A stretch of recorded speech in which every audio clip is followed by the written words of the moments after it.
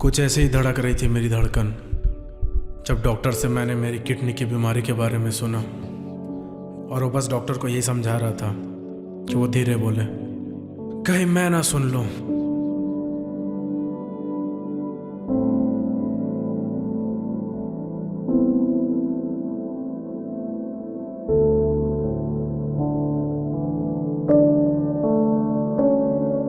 वो मुझे ढांढस बंधाता रहा, हिम्मत देता रहा।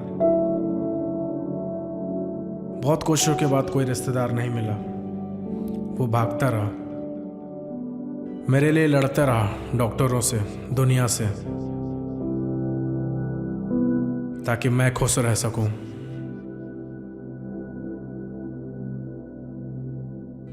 यहां तक कि मेरे लिए लड़ा दुनिया से, कानून से, सबसे।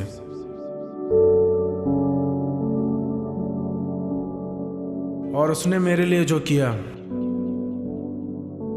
शायद मैं उसका कर्ज कभी नहीं उतार पाऊंगा।